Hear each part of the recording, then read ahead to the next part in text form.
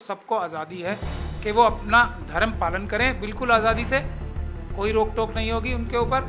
सबको ये आज़ादी है कि वो अपने धर्म का प्रचार भी करें पूरी आज़ादी के साथ, उसमें भी कोई रोक टोक सरकार या स्टेट नहीं लगाए। कोई व्यक्ति ये है कि जो ये कहता है कि मैं किसी धर्म को नहीं मानना चाहता, और मैं ये भी प्रचार करना चाहता हूँ कि कोई भी किसी धर्म को ना माने, तो उसको भी आज़ादी है। 5 किलो चावल और अनाज के लिए मोहताज है सरकार की, इसके बावजूद भी ये सरकार जो चल रही है इसलिए चल रही है कि मुसलमानों के लिए नफरत पैदा कर सकते, ना तो लालच दे सकते हैं क्योंकि उनके पास पैसा ही नहीं होगा इतना, जबकि मनुवादी व्यवस्था के पास इतना पैसा है, ना वो डरा सकते हैं क्योंकि मनुवादी व्यवस्था तो खुद ही पूरे देश को डराए पड़ी है। तो ये बुनियादी तौर पे जो ये कानून बनाए हैं ये अपने आप में एक मिथ्या है, झूठ है। धर्मांतरण का भी एक झूठा मिथ्या फैलाई जा रही है, ऐसा कुछ नहीं है। कोई आज अगर मुस्लिम समाज में आता है तो वो कितना बड़ा पक्का उसका इरादा होगा कि सरकार सारी खिलाफ, सरकार का दबाव, हर जगह प्रॉब्लम, लेकिन उसके बाद भी वो इतना ज़्यादा इम्प्रेस्ड हो रहा है किसी और धर्म से, इसलिए वो सब मुश्किलें झेल के भी उस धर्म में आना चाहता है। रूल ऑफ लॉ जिस भी जगह है, जिस भी सोसाइटी में है, थोड़ा बहुत भी बाकी है, वहाँ जबरन या लालच से धर्मांतरण हो ही नहीं सकता। ये अपने आप में एक बेवकूफ़ी की बकवास बात है। मनुवादी व्यवस्था इतनी कमज़ोर है कि कोई दबाव में आके धर्म चेंज कर लेगा और वो दबाव हटा नहीं पाएगी। एक गुजरात का मॉडल है, जो गुजरात में जो हिंसा कराई गई, वही मॉडल जो है दिल्ली में रिपीट करना चाहते थे। वो मिनिस्ट्री में जो पॉलिटिकल लीडरशिप है अमित शाह साहब की, वो इस साजिश में शामिल है। हम पहले दिन से कह रहे हैं कि दिल्ली पुलिस के अधिकारी, आरएसएस और बीजेपी के ऑफिस बेयर्स और जो पॉलिटिकल लीडरशिप है होम मिनिस्ट्री में, वो सब इसमें शामिल हैं और हम इसको एक दिन एक्सपोज करेंगे। हम लोगों की कोशिश की वजह से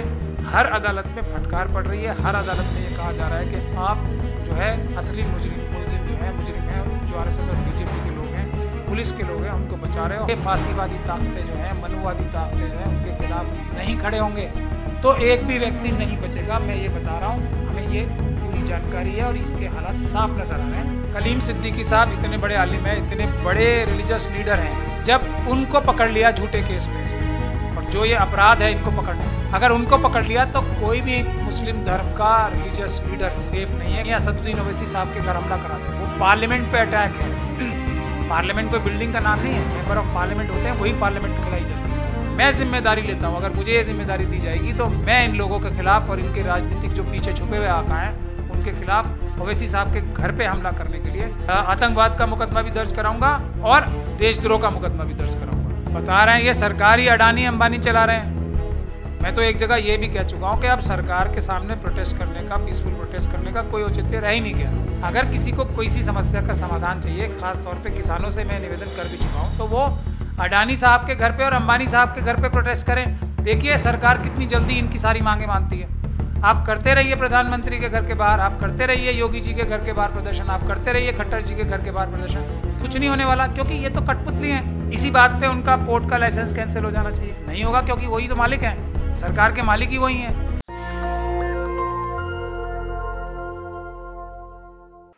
इस देश में संविधान है, लेकिन संविधान किसके लिए है और किसके लिए नहीं है ये पहचानना बहुत मुश्किल है, क्योंकि आए दिन जिस तरीके से स्टेट और पुलिस या प्रशासन जिस तरीके से कार्रवाई करता है, लगातार एक तबके को, एक समुदाय को टारगेट बनाया जाता है। अगर आप SC ST OBC हैं तो आपको खीरा ककड़ी चोरी के इल्ज़ाम में जेलों में डाल दिया जाएगा। इस देश में संविधान है और संविधान आज़ादी देता है सबको अपने धर्म का पालन करने की, उसका प्रचार प्रसार करने की, लेकिन स्टेट कुछ लोगों को उनके लिबास की बुनियाद पर, उनके नाम की बुनियाद पर उठाकर जेल में डाल देती है।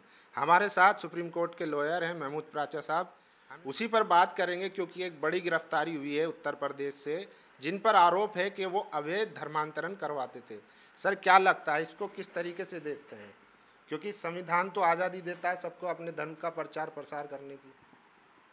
कि संविधान क्या है, एक तो संविधान आज़ादी देता है, ये भी मैं गुजारिश करता हूँ लोगों से कि इस संविधान को समझने की आवश्यकता है। संविधान एक कॉन्ट्रैक्ट है जो हम सब भारत के लोगों ने मिलके अपने लिए बनाया है। तो ये संविधान भी नहीं देता है, संविधान हम ही हैं, हमारे ही अंदर की एक चीज़ है। तो कोई किसी को देता या लेता नहीं है, ये भारत के लोगों ने सब ने मिलके एक मुआहदा किया है, एक कॉन्ट्रैक्ट किया है कि हमारा देश इस प्रकार से चलेगा। तो उस कॉन्टेक्स्ट में ही संविधान क्या क्या आज़ादियाँ देता है और क्या क्या हमारी ड्यूटी लगाता है, ये समझना चाहिए। अब भारत का संविधान जो है वो सबको बराबर मानता है। जो बाबा साहब भीमराव अम्बेडकर की आइडियोलॉजी है, जो मनुवादी मानसिकता के एकदम उल्टी है, वो ये है कि सब बराबर हैं और सबको ही, अगर धर्म के नज़र से देखा जाए तो सबको आज़ादी है कि वो अपना धर्म पालन करें बिल्कुल आज़ादी से, कोई रोक टोक नहीं होगी उनके ऊपर। और सबको ये आज़ादी है कि वो अपने धर्म का प्रचार भी करें पूरी आज़ादी के साथ, उसमें भी कोई रोक टोक सरकार या स्टेट नहीं लगाएगी। ये है, कोई व्यक्ति ये है कि जो ये कहता है कि मैं किसी धर्म को नहीं मानना चाहता और मैं ये भी प्रचार करना चाहता हूँ कि कोई भी किसी धर्म को ना माने, तो उसको भी आज़ादी है, पूरी तरीके से आज़ादी है। अब जो सवाल आता है वो ये आता है कि ज़बरदस्ती या लालच में धर्म का प्रचार नहीं किया जाना चाहिए, और उस धर्म का प्रचार को जो मिसयूज़ करके पॉलिटिकल फ़ायदे की वजह से सिर्फ़ और सिर्फ जो मनुवादी मानसिकता है वो अपने जो कारनामे हैं, दूसरे जो कारनामे जिसमें शामिल है, मैं ज़्यादा गिनवाऊंगा तो आपके कई घंटे लग जाएंगे इसी प्रोग्राम में इनके कारनामे, ख़राब कारनामे गिनवाने में। लेकिन चाइना हमारे देश पे कब्ज़ा कर रहा है, ज़मीन हमारी देश की छीन रहा है, ये कुछ नहीं कर पा रही सरकार। पाकिस्तान हमें आके दिखा रहा है कोई कुछ नहीं कर पा रही सरकार। किसानों की ज़मीनें छीन के ये अडानी अंबानी को बांटने देना चाहते हैं, लोगों में नाराज़गी है। 85 करोड़ देश की जनता 5 किलो चावल और अनाज के लिए मोहताज है सरकार की। इसके बावजूद भी ये सरकार जो चल रही है इसलिए चल रही है कि मुसलमानों के लिए नफ़रत पैदा कर सकते हैं और बाकी सब चीज़ों पे अपने जो कारनामे हैं गंदे, उस पर पर्दा ढाँप सकते हैं। ये बुनियादी वजह है। इसके आगे की बात यह है कि अगर दबाव से या लालच से धर्म का परिवर्तन कराया जा सकता है तो इस वक्त देश में मनुवादी व्यवस्था जो है वो लागू हावी है। तो कोई डर होगा तो मनुवादी व्यवस्था से डर होगा, कोई लालच दे सकता है तो मनुवादी व्यवस्था लालच दे सकती है।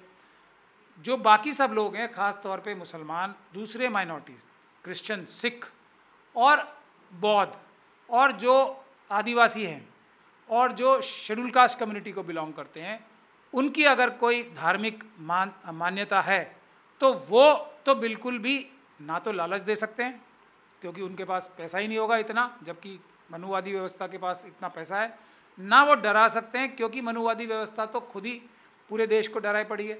तो ये बुनियादी तौर पे जो ये कानून बनाए हैं ये अपने आप में एक मिथ्या है, झूठ है, और ये जो इसका इस्तेमाल हो रहा है इसका मकसद सिर्फ़ और सिर्फ एक है कि लोगों को, ख़ास तौर पे मुसलमानों के प्रति नफ़रत पैदा की जा सके।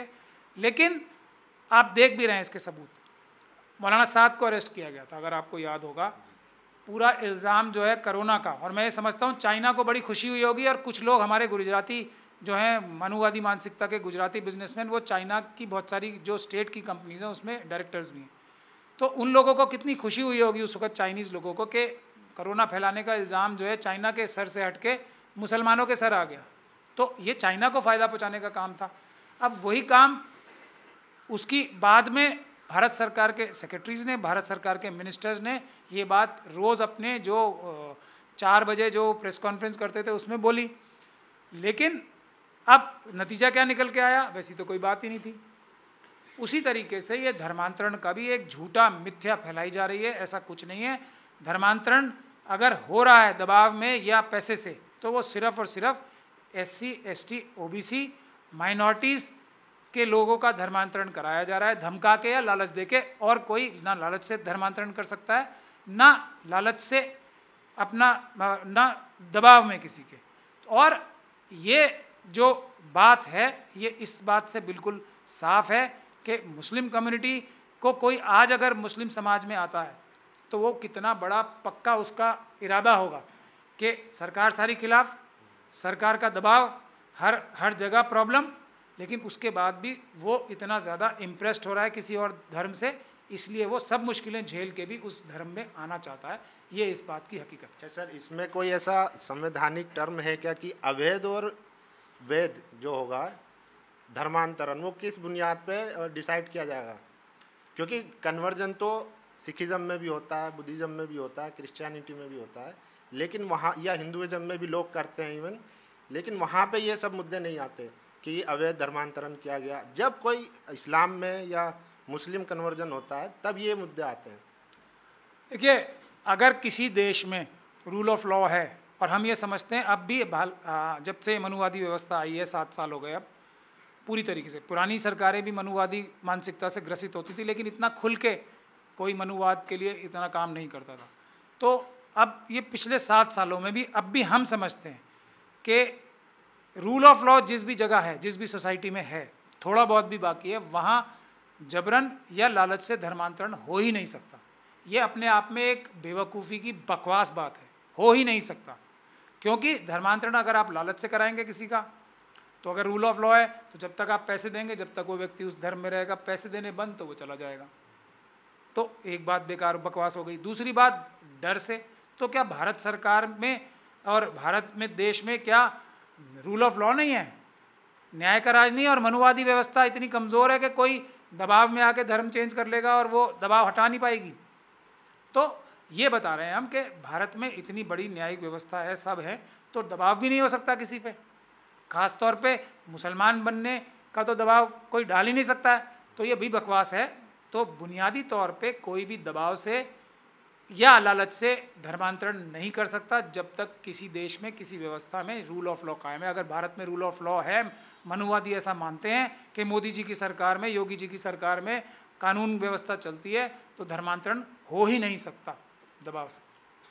सर, दूसरा ये कि आप दिल्ली दंगे को लगातार उसको देख रहे हैं, लगातार केस लड़ रहे हैं। दिल्ली में कोर्ट लगातार पुलिस को फटकार लगा रहा है, उनको लगातार डांट डपट लग रही है, उनकी बेइज्जती हो रही है, दुर्गति हो रही है कोर्ट में। जबकि 2020 में जब दंगा हुआ था, उसके कुछ दिनों बाद जो अमित शाह हैं गृह मंत्री, उन्होंने कहा था कि उसमें पार्लियामेंट में कि हमारे पास जो आर्टिफिशियल इंटेलिजेंस है या उनके पास जो फेस रिकग्निशन है, उसकी बुनियाद पर वो लोगों की पहचान करेंगे। लेकिन अभी तक इतने केस आ चुके हैं, इतने लोगों को कोर्ट खुद जो है जमानत दे चुका है। इवन अभी 10 लोगों को जो है उनके पे झूठे गवाह होने की वजह, सबूतों के अभाव की वजह से उनको छोड़ दिया गया। तो इसको कैसे देखते हैं? क्या पुलिस ने, जो अमित शाह ने कहा था संसद में, उसके बाद भी पुलिस इतनी हठधर्मी पे अपनी बनी हुई है और लगातार कोर्ट से फटकार खा रही है? देखिए, एक गुजरात का मॉडल है, जो गुजरात में जो हिंसा कराई गई थी, तो वही मॉडल जो है दिल्ली में रिपीट करना चाहते थे वो। और होम मिनिस्ट्री में जो पॉलिटिकल लीडरशिप है अमित शाह साहब की, वो इस साजिश में शामिल है। जो हमारे पास सबूत इकट्ठे हो रहे हैं उसकी बुनियाद पे हम ये कह सकते हैं दिल्ली पुलिस के भ्रष्ट अधिकारी कुछ शामिल हैं, और आरएसएस और बीजेपी के जो कार्डर्स हैं, ऑफिस बेयरर्स हैं, वो इसमें शामिल हैं। उन लोगों ने सीए एनआरसी का पीसफुल प्रोटेस्ट ख़त्म कराने के लिए, जो कि पूरी दुनिया के लिए मिसाल बन रहा था महिलाओं का प्रोटेस्ट ख़त्म कराने के लिए, उन लोगों ने ये हमले कराए पुलिस के साथ, जो भ्रष्ट अधिकारी हैं उनके साथ मिलकर। मगर आप जैसे कुछ सोशल मीडिया के चैनल्स, कुछ ईमानदार जर्नलिस्ट मुट्ठी भर, और हम जैसे कुछ वकील अगर ना होते तो गुजरात का मॉडल दिल्ली में भी रिपीट होता। लेकिन कुछ वकीलों की वजह से, मुट्ठी भर वकीलों की वजह से, और मुट्ठी भर जो ईमानदार जर्नलिस्ट हैं, जो ज़्यादातर सोशल मीडिया के हैं, उनकी वजह से ये गुजरात मॉडल दिल्ली में रिपीट नहीं हो पाया। हम पहले दिन से कह रहे हैं कि दिल्ली पुलिस के अधिकारी, आरएसएस और बीजेपी के ऑफिस बेयरर्स और जो पॉलिटिकल लीडरशिप है होम मिनिस्ट्री में, वो सब इसमें शामिल हैं, और हम इसको एक दिन एक्सपोज करेंगे। लोग संविधान और न्याय व्यवस्था पे, हालांकि कितने भी बुरे हालात हैं, भरोसा रखें, उस पर से भरोसा ना तोड़ें। और ऊपर वाले ने ये करके भी दिखा दिया। हमें देखिए, हमारे ऑफिस पे जो 3 बार रेड की गई, क्यों की गई? किसी तरीके से हमारे पास जो सबूत हैं उसका इस्तेमाल करके हम ये साजिश को बेनकाब ना कर सकें, लेकिन वो नहीं हो पाया। भारत का संविधान जीत रहा है, और अब पुलिस को हम लोगों की कोशिश की वजह से हर अदालत में फटकार पड़ रही है। हर अदालत में ये कहा जा रहा है कि आप जो है असली मुलजिम जो है, मुजरिम है, जो आरएसएस और बीजेपी के लोग हैं, पुलिस के लोग हैं, उनको बचा रहे हो। हमारे वाले जो 25,000 का ऑर्डर था, 25,000 फाइन का ऑर्डर था, उसमें तो ये साफ तौर पे लिखा गया था। तो ये सब चीज़ें आएंगी। न्यायिक व्यवस्था ज़रूर न्याय दिलवाएगी लोगों को, लेकिन सबसे बड़ी शर्त एक है, इसमें 2 चीज़ें हैं जो महत्वपूर्ण हैं। एक तो हमें सही रास्ते पे काम करना पड़ेगा, जैसे हम लोग कर रहे हैं। सही रास्ता क्या है? एक होता है किसी के साथ मॉब लिंचिंग कर दी गई या किसी दंगे हो गए, तो हम दंगों में क्या करते हैं, ज़्यादातर हमारी जो तंजीमें हैं और जो संगठन है, जो लोग जेलों में चले गए उनको छुड़वा लेते हैं, उनको घर बनवा के दे देते हैं, उनके ज़ख्मों पे मरहम लगवा देते हैं, इलाज करा देते हैं। इससे तो मनुवादी मानसिकता के लोगों को कुछ फ़र्क नहीं पड़ रहा। उनके पास पूरा सरकारी तंत्र है जिसका वो नाजायज़ इस्तेमाल करके हज़ारों नहीं करोड़ों लोगों को बंद करा सकते हैं। करोड़ों लोग मौजूद हैं उनके लिए। तो ये तो इसका सलूशन नहीं हुआ। ये सलूशन अपने आप को बचाने का 25% तक ये सलूशन माना जा सकता है, लेकिन 75% ज़रूरी है, आवश्यकता इस बात की है कि जो भ्रष्ट सरकारी अफसर या तो दबाव में या लालच में, पुलिस के और दूसरे अन्य सरकारी अफसर अपने राजनीतिक आकाओं के कहने पर ये कार्य करते हैं, जो कि अपने आप में अपराध हैं और गुनाह है, क्योंकि वो कानून के दायरे से बाहर जाके, संविधान के दायरे से बाहर जाके ये कार्य करते हैं, अपराध करते हैं, तो उनके खिलाफ मजबूत कानूनी कार्रवाई होनी चाहिए। उन्हें जेल भिजवाने का काम किया जाना चाहिए। तभी वो अपने राजनीतिक आकाओं की बात सुनना बंद करेंगे और कहेंगे जी हम हाथ जोड़ते हैं, कल को हमें जेल जाना पड़ेगा, हम आपके दबाव में आके ये गलत काम नहीं करेंगे, हम जो है दंगे नहीं कराएंगे, हम हमले नहीं करेंगे आम पीसफुल जनता पर। जब तक ये नहीं होगा, सलूशन नहीं होगा इन चीज़ों का। दूसरा, जब तक हम सब लोग इकट्ठे होके, SC, ST, OBC और माइनॉरिटी के लोग इकट्ठे होके ये फांसीवादी ताकतें जो हैं, मनुवादी ताकतें जो हैं, उनके खिलाफ नहीं खड़े होंगे तो एक भी व्यक्ति नहीं बचेगा। मैं ये बता रहा हूँ, हमें ये पूरी जानकारी है और इसके हालात साफ नज़र आ रहे हैं। ज़रूरत इस बात की है कि हम अपने आपस के डिफरेंस भुला के एक साथ खड़े हों और इस मनुवादी मानसिकता के खिलाफ मजबूती के साथ भारत का संविधान लेकर बाबा साहब डॉक्टर भीमराव अम्बेडकर के मिशन को लेकर खड़े हों। मतलब ये कि अब जो लोग सोच रहे हैं कि हम महफूज हैं, जो आवाज़ नहीं उठा रहे हैं, उनको मतलब आप कहना चाह रहे हैं कि उन लोगों को भी एक दिन फंसाया जाएगा या इस्तेमाल किया जा सकता है तंत्र पर। कलीम सिद्दीकी साहब इतने बड़े आलिम हैं, इतने बड़े रिलीजियस लीडर हैं, जब उनको पकड़ लिया झूठे केस में इसमें, और जो ये अपराध है इनको पकड़ना, अगर उनको पकड़ लिया तो कोई भी मुस्लिम धर्म का रिलीजियस लीडर सेफ नहीं है, कोई भी मुस्लिम धर्म का लीडर पॉलिटिकल सेफ नहीं है। असदुद्दीन ओवैसी साहब के घर हमला करा दिया, वो पार्लियामेंट पे अटैक है। पार्लियामेंट कोई बिल्डिंग का नाम नहीं है, मेंबर ऑफ पार्लियामेंट होते हैं, वही पार्लियामेंट कहलाई जाती है। तो ये देशद्रोह का मुकदमा होना चाहिए, इस पर आतंकवाद का मुकदमा होना चाहिए, जैसे 2001 में पार्लियामेंट पे अटैक पे हुआ था, ये वही है।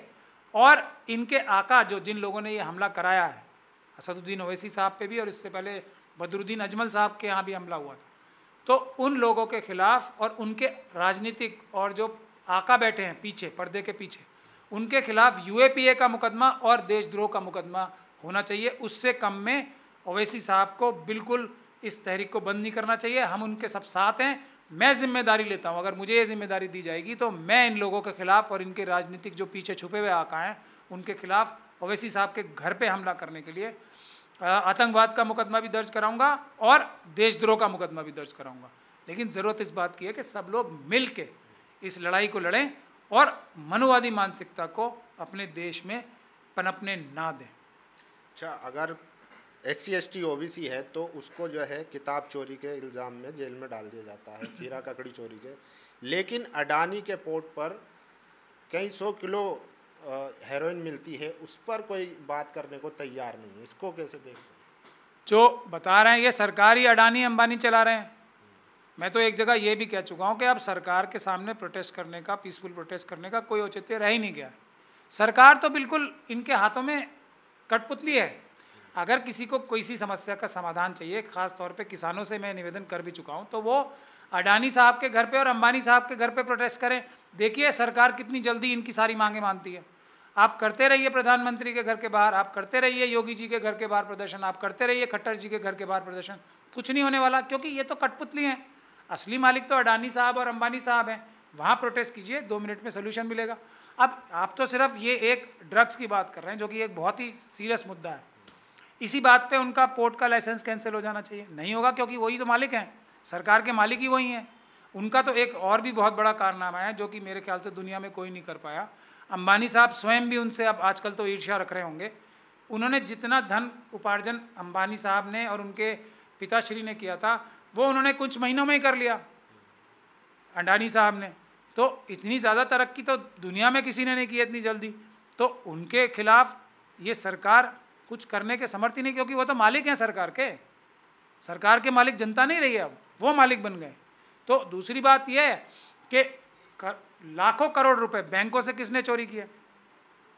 इन्हीं अडानी अंबानी और दूसरे जो इनके मित्र हैं, कुछ चंद ही हैं, वो मेरे ख्याल से 10, 15, 20 ही होंगे सारे, जो हमारे जो आरएसएस के और हमारे मोदी जी के और हमारे ख़ास तौर पे अमित शाह जी के जो घनिष्ठ मित्र हैं, वो ही सब तो हैं जो मालिक हैं देश के इस वक्त बने बैठे हैं। और हम अम्बेडकरवादी इस साम्राज्यवाद को हटाएंगे, इस जो मानसिकता चल रही है कि सबका पैसा छीन के कुछ लोगों के घर में भर दो, उसको हम नहीं चलने देंगे। हम अम्बेडकरवादी हैं, हम धारा 14 में बिलीव करते हैं, बाबा साहब की संविधान में बिलीव करते हैं और उसको इम्प्लीमेंट कराएंगे पूरी ताकत से। लास्ट कमेंट, यूपी चुनाव को कैसे देख रहे हैं? क्योंकि अभी हाल ही में चंद्रशेखर आज़ाद, रावण और राजभर और ओवैसी, इनका एक बैठक हुई थी, शिवपाल यादव से हुई थी। वहीं अखिलेश जो है इंडिविजुअल वो जाने की कोशिश कर रहे हैं, मायावती भी अलग हो सकता है लड़े। तो उसमें बहुजन राजनीति जो है, खासकर मुस्लिम जो हैं, वो क्या कर सकते हैं इसमें? कि सबसे पहले तो मैं बता रहा हूँ, कोई भी अम्बेडकरवादी सुरक्षित नहीं है अगर हम लोग एक नहीं हैं तो। ये किसी को भी नहीं छोड़ेंगे। खुद मौलाना साहब अभी कुछ दिन पहले ही तो गए थे बॉम्बे में आरएसएस के प्रोग्राम में। ये अपना पराया किसी को नहीं छोड़ेंगे। ये सिर्फ साम्राज्यवाद में, अडानी अंबानी में बिलीव करते हैं, किसी में नहीं करते हैं। तो कोई भी सेफ नहीं है। तो मेरी गुजारिश तो यही है, और हम इसके लिए बहुत निरंतर कोशिश भी कर रहे हैं और उसमें सफलता भी मिल रही है, कि पहली चीज़ तो उत्तर प्रदेश में और देश के किसी भी हिस्से में हम सबको ये तय करना चाहिए, जो भी देश को मानने वाला है, देश के संविधान को मानने वाला है, जिसकी धज्जियाँ उड़ाई जा रही हैं आज, वो भारतीय जनता पार्टी को कभी भी और इसके समर्थित पार्टियों को वोट ही नहीं देगा। पहला तो प्रण हमें ये करना है सबको, अगर हम देश बचाना चाहते हैं। दूसरा ये है कि हम सब मिल के एक साथ होके लड़ें। सत्ता जो है जनता की सेवा के लिए है, तो सबको अपनी ईगो छोड़ के, सबको अपने पर्सनल लालच छोड़ के, पर्सनल लाभ छोड़ के बराबर से लड़ना चाहिए चुनाव, और देश को बचाना चाहिए, संविधान को बचाना चाहिए। मुसलमानों से अगर आप सवाली मुसलमानों का पूछ रहे हैं, तो उनसे भी मैं यही गुजारिश करूंगा कि अपने जितने भी लीडर हैं, ख़ास तौर पे लीडरों को ऐसे चुने। पहली बात तो यह है, बीजेपी को वोट नहीं देना, ये तो सभी SC ST OBC तय ही कर लें, किसी और माइनॉरिटीज़ के लोग देना ही नहीं। उसके बाद भी ऐसे लोगों को वोट दें जो कि अम्बेडकरवादी समाज से आते हैं। सीधा सा फार्मूला है, किसी को भी वोट दें, अम्बेडकरवादी जो मानसिकता के लोग हैं और या उस परिवारों से आते हैं, उनको वोट दें। दूसरा फार्मूला हम ये कहते हैं, मुसलमानों से ख़ास तौर पे ये कहते हैं, हम कहना चाहते हैं कि जो भी उनके लीडर हैं, उनको पहले ऐसे लीडर चुनने चाहिए जो सिर्फ समस्याएं ना बताएं, समस्याओं का समाधान बताएं। ये बहुत इंपॉर्टेंट बात है। दूसरा, सड़क पे रहकर उनकी लड़ाई लड़ें, AC कमरों में बैठकर सिर्फ बात ना करें, सड़क पे उतरकर लड़ाई लड़ें, उनके साथ कंधे से कंधा मिलाकर पीसफुल जो प्रोटेस्ट करें वो उसमें भी रहें, अदालतों में भी रहें। जो दूसरे तरीके हैं संवैधानिक, उसमें सड़क पे उतर के उन लोगों के, जो लीडर अपने आप को कहता है, तो जो मजलूम हैं, जो मासूम हैं, उनके आगे खड़े रह के पुलिस की गोली भी खाने के लिए तैयार रहना चाहिए, पुलिस की लाठी भी खाने के लिए तैयार रहना चाहिए, जेल जाने के लिए भी उनको आगे रहना चाहिए, आम जनता को पीछे रखना चाहिए। ऐसे अगर लीडर हमारे मुस्लिम समाज के लोग चुनने लगें, तो मैं समझता हूँ समस्याओं का बहुत जल्दी समाधान हो जाएगा। और ऐसे लीडरों को भी चुनना चाहिए जो कोई भी सांस ऐसी ना ले, बहुत ध्यान से सुनने की बात है, जिसमें मुसलमानों के साथ SC ST और दूसरी माइनॉरिटीज़ का जिक्र ना हो, कम से कम OBC का जिक्र ना हो। जिस सांस में वो मुसलमानों का नाम लेते हैं, उसी सांस में उन्हें जो उनसे भी ज़्यादा मजलूम लोग हैं, शेड्यूल कास्ट, शेड्यूल ट्राइब के लोग, उनका नाम भी साथ ना लें। तो ऐसे लीडरशिप को मेरे ख्याल से ध्यान से मुसलमानों को देखना चाहिए, ऐसी लीडरशिप को चुनना चाहिए जो हैं तो मुसलमान, लेकिन हमारा मज़हब इस्लाम जो है, इंसाफ, जो सोशल मैसेज है वो इंसाफ का है, बराबरी का है। तो अगर हम मजलूमों के साथ इंसाफ के लिए नहीं बोलते, सबसे पहले जो सबसे बड़ा मजलूम, उसके लिए हमारी सर्विसेज सबसे ज़्यादा होनी चाहिए, उसके लिए हमारी कोशिशें सबसे ज़्यादा होनी चाहिए। तो अगर सबसे बड़े मजलूम आज की तारीख में शेड्यूल कास्ट और शेड्यूल ट्राइब हैं, तो हर एक मुसलमान का फ़र्ज़ है अपनी खुद की और अपने समाज की, अपने परिवार की हिफाजत करने से पहले शेड्यूल कास्ट और शेड्यूल ट्राइब की हिफाजत करे, वही सच्चा मुसलमान होगा। और ऐसी ही क़यादत को पसंद करें, ऐसी ही क़यादत के पीछे खड़े हों, तो मैं समझता हूँ उसके बाद मनुवादी ताकतें जो हैं देश में डिवाइड पैदा नहीं कर पाएंगी। शुक्रिया सर। तो संविधान, अगर आप संविधान को पकड़कर चलेंगे तो कहीं भी मात नहीं खाएंगे। लॉ के सबसे बड़े जानकार महमूद प्राचा हमारे साथ थे। इन्होंने बताया कि किस तरीके से बहुजन समाज को राजनीति में आना है, किस तरीके से यूपी में उनको ध्यान में रखते हुए अपने नेताओं को, लीडरों को चुनना पड़ेगा, तभी ये जो हमले हो रहे हैं, ये जो मुसलमानों के सामने समस्याएं आ रही है, दलित, पिछड़ा, आदिवासियों की आए दिन जो मॉब लिंचिंग हो रही है, जो आए दिन हमले हो रहे हैं, तभी ये हमले रुक पाएंगे। हम इस वक्त थे निज़ामुद्दीन, दिल्ली में। कैमरामैन आशीष के साथ मोहम्मद फैसल। नेशनल दस्तक की आपसे गुजारिश है कि अगर इसको बचाना चाहते हैं तो नेशनल दस्तक को सब्सक्राइब करने के लिए रेड कलर के सब्सक्राइब बटन को दबाएं, फिर बेल आइकन की घंटी दबाएं। नेशनल दस्तक को बचाने के लिए बहुत ज़रूरी है कि हर खबर को शेयर करें, लाइक करें, कमेंट जरूर करें।